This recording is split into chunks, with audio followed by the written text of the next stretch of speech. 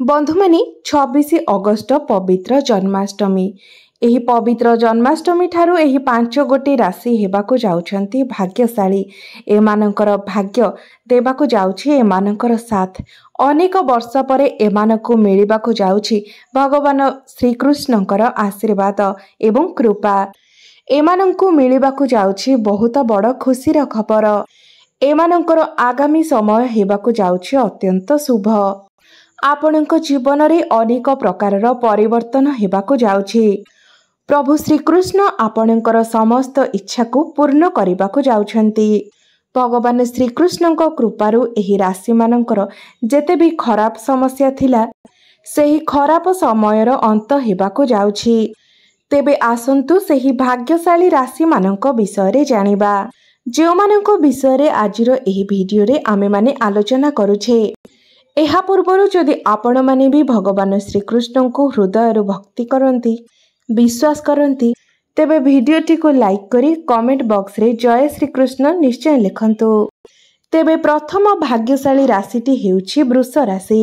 वृष राशि व्यक्ति विशेष मानक उपरे भगवान श्रीकृष्णंकर विशेष कृपा हेबाकु जाउछि। एही जन्माष्टमी ठारू आपणक जीवन रे एक बहुत बड़ परिवर्तन हेबाकु जाउछि। आपणक जीवन रे चलीथिबा समस्त प्रकारर समस्या दूर हेबाकु जाउछि। आपणक घरे एवं परिवार रे खुशीर माहौल लागी रहिबो। आपणकर आर्थिक स्थिति सुदृढ़ हेबो। बिजनेस करुथिबा व्यक्ति माननको बिजनेस रे भलो लाभ प्राप्ति हेबो। प्रभु श्रीकृष्णकर कृपा आपणको प्राप्ति हेबाकु जाउछि। माँ लक्ष्मी को कृपारु आपण नूतन भूमि किंबा जानवाहन क्रय करि पारंती। आपण कोनोसी इलेक्ट्रोनिक्स जिनिस मध्य किनि पारंती। प्रभु श्रीकृष्णकर कृपा आपणको उपरे रहिबाकु जाउछि। जो माने शिक्षार्थी अटंती से माने निजर शिक्षा जीवन रे अग्रगति करिवे। पाठ पढ़ारे आपणकर मन लागिबो।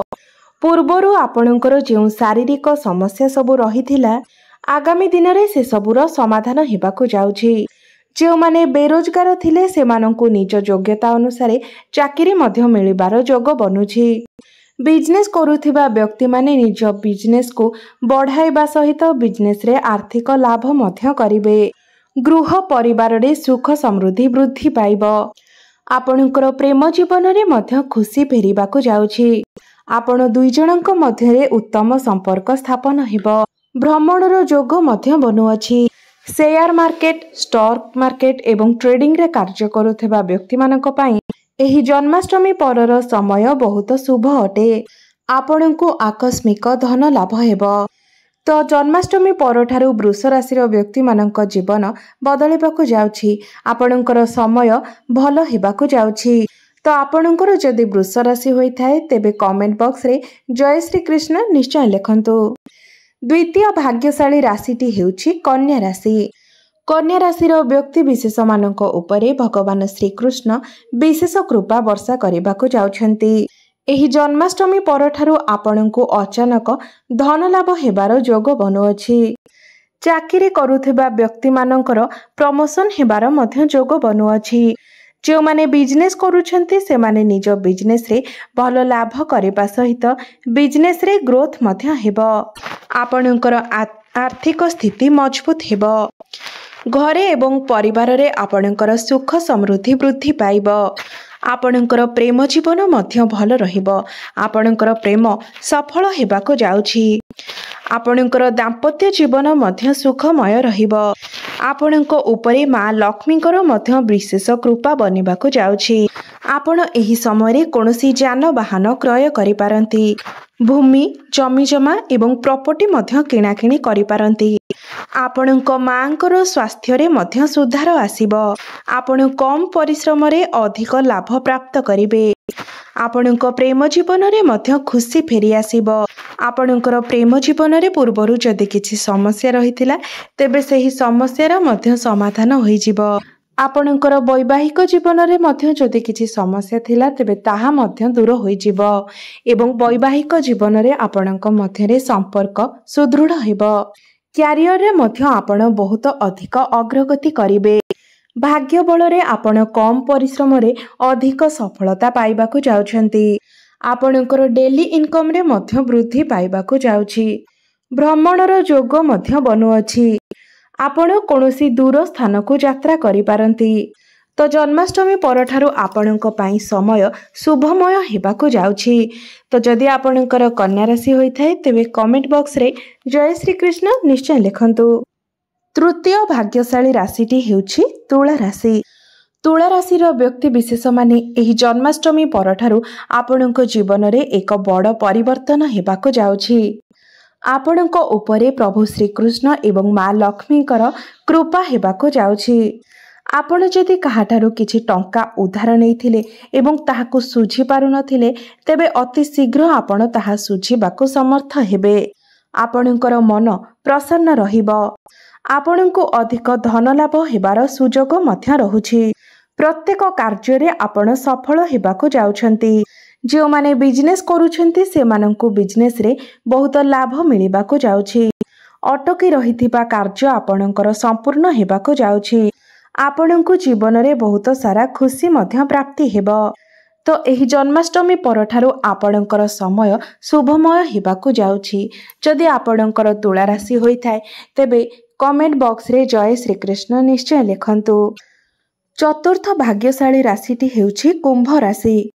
एही जन्माष्टमी परठारु आपणक उपरे भगवान श्रीकृष्णଙ୍କର कृपा वर्षा हेबाकु जाउछि। आपणको अचानक धन लाभ हेबार जोग बनुअछि। आपण प्रत्येक कार्य रे सफल हेबाकु जाउछंती। जो माने बेरोजगार अछंती सेमानंकु निजर योग्यता अनुसार चाकरी मिलिबाकु जाउछि। व्यापार वाणिज्य क्षेत्र रे आपणकर अग्रगति हेबाकु जाउछि। अटकी रहितिबा समस्त कार्य आपणकर संपूर्ण हेबाकु जाउछि। जदि आपणकर कौनसी कोर्ट कचेरी मामला चलीथिला तेबे ताहा आपणकर सपक्ष रे जीव।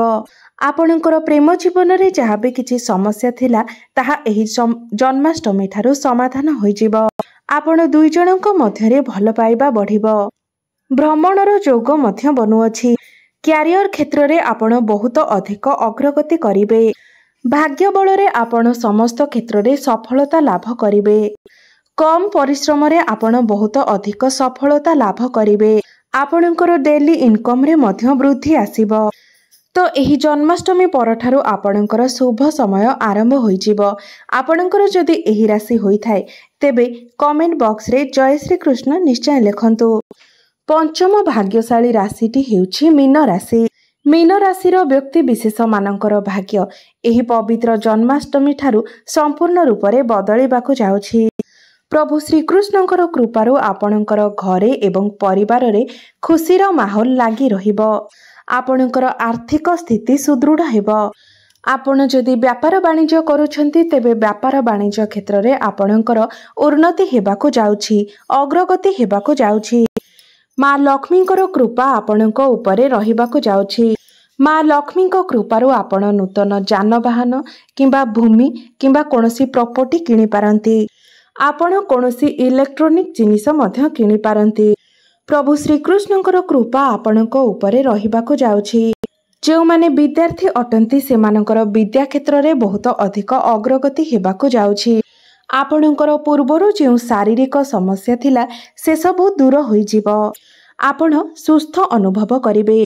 जो माने बेरोजगार थिले सेमानंकु निजर मन मुताबक चाकरी मध्य प्राप्ति हेबो। जो माने व्यापार वाणिज्य करूछंती सेमानंकर व्यापार वाणिज्य रे उन्नति हेबा सहित अग्रगति मध्य हेबो। आपणकर घर परिवार रे सुख समृद्धि वृद्धि पाइबो। अतएव एही जन्माष्टमी परठारु आपणकर भाग्य रे परिवर्तन हेबो। आपणकर शुभ समय आरंभ होई जीवो।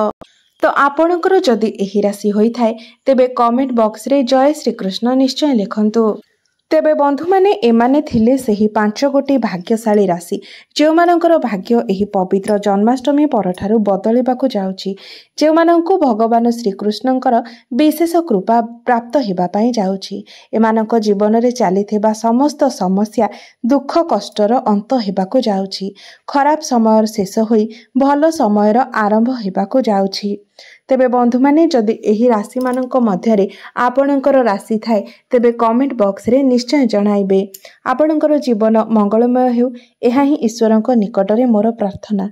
धन्यवाद।